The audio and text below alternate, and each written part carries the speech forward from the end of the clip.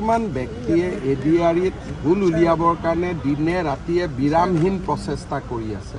মই তেওঁলোকক ধন্যবাদ আৰু অভিনন্দন জনাইছোঁ। আপোনালোকে যিমান খুঁত উলিয়াব খোজে খুঁত উলিয়াই থাকক। ইয়াৰ পৰা ক্ষতিটো হিমন্ত বিশ্ব শৰ্মাৰ নহয়, ক্ষতি হ'ব যুৱক যুৱতীসকলৰ। স্বপ্ন যদি ক'ৰবাত দুখ পায় যুৱক যুৱতীসকলে।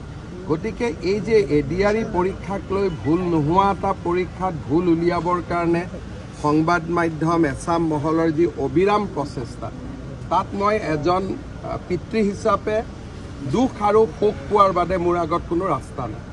মই দুখ পাব লাগিব, কষ্ট পাব লাগিব, তাৰ বাদে কোনো ৰাস্তা নাই।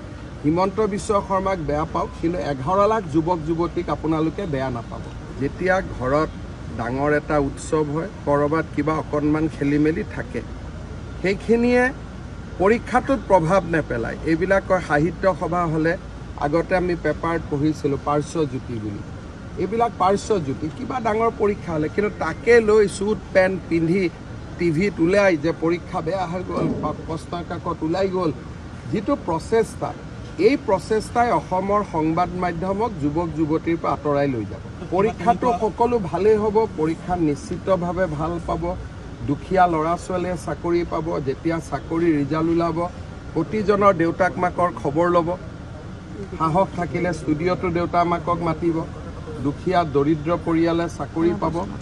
কিন্তু পৰীক্ষাটোত ভুল উলিয়াবৰ কাৰণে একাংশ সংবাদ মাধ্যম যেনেকৈ নামি পৰিছে, তেনেকুৱা হ'লেতো কোনেও পৰীক্ষাই নাপাতিব ভৱিষ্যতে ভয়তে।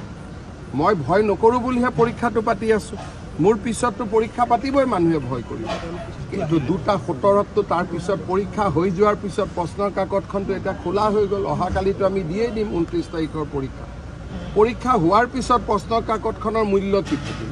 হৈ যোৱা পৰীক্ষা এটাৰ পিছত প্ৰশ্নৰ কাকতখন তাৰ মূল্য কি? সেইকাৰণে মই এইবাৰ সেৱাক কৈছোঁ, প্ৰশ্নৰ কাকতখন ঘৰতে লৈ যাব দিব। নহ'লে সংবাদ মাধ্যমে এইখনক লৈ ৰাজনীতি কৰি থাকিব।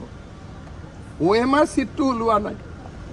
আৰু 2:17 ডেৰটাত পৰীক্ষা শেষ হৈছে। 2:17 কিছু শিক্ষাগুৰু বুলিয়ে ক'ম, কিছু শিক্ষাগুৰুৱে প্ৰচেষ্টা কৰিছিল যে এইখন মই ফটোষ্টেট কৰি লওঁ। কিয় লৈছিল চাম। কিন্তু তাৰ পৰাতো পৰীক্ষাত একো ক্ষতি হোৱা নাই। পৰীক্ষাটো 1:30টাতে হৈ গ'ল।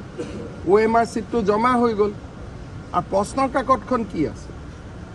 বিয়া হৈ যোৱাৰ পিছত পেণ্ডেলটোৰ যেনেকুৱা অৱস্থা হয় তেনেকুৱাইতো। পৰীক্ষা হৈ গ'ল, তাৰ প্ৰশ্নৰ কাকতখনৰ কি মূল্য আছে? চক্ৰ নহয়, আপোনালোকৰ ভিতৰতে আছাম। এইটো চক্ৰ নহয়। কালিৰ পৰা জোতা পেণ্ট পিন্ধি ষ্টুডিঅ'বিলাকত 2-3টা টিভিটো এইটোৱে জঁপিয়াব আৰম্ভ কৰিলে। মোৰ চিন্তা এইটো যে সংবাদ মাধ্যম ৰাইজৰ পৰা কিয় আঁতৰি গৈছে ইমান? আপোনালোকে ইমান আঁতৰি যোৱাৰ প্ৰয়োজন নাই। 11 লাখ ল'ৰা ছোৱালীক পৰীক্ষা বেয়া হোৱা বুলি কৈ দিলে, ৰাতিটো 2-এজনে আত্মহত্যাও কৰি ল'লেহেঁতেন দুখত কষ্টত। যে ইমান পৰীক্ষা দিলোঁ, চৰকাৰক এটা সোধা নাই যে কি ঘটনা হৈছে। আগতে নিউজ বজাই দিলে।